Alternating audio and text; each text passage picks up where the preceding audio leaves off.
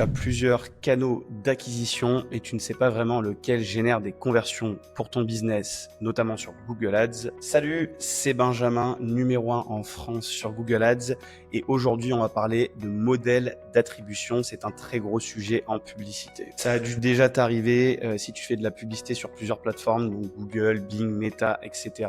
Tu as parfois des conversions qui remontent en double sur les outils. Chacun se tire la couverture et s'attribue la vente ou la conversion en cas de lead gen. Alors dans un premier temps, qu'est-ce qu'un modèle d'attribution?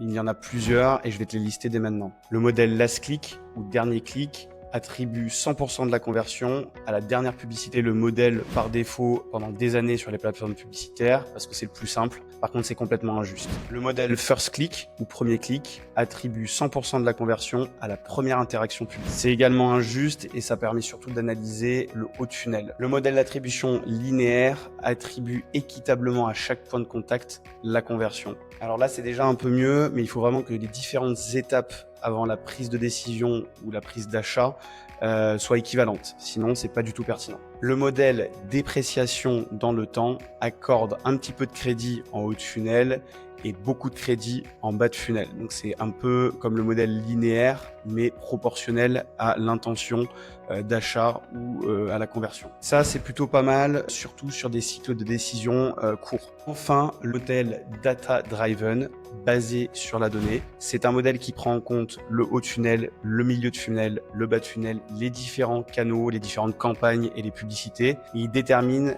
quelle publicité a été décisive pour mener à l'achat ou à l'action de conversion. C'est le modèle majoritaire désormais sur Meta Ads et sur Google Ads parce qu'il est beaucoup plus fiable et équitable. Donc c'est parfait pour mesurer ta donnée. Le data driven en fait s'adapte au parcours de ton client avant achat. Cela n'empêche pas que certaines plateformes vont comptabiliser en double des conversions entre Meta et Google, entre Google et Bing, etc.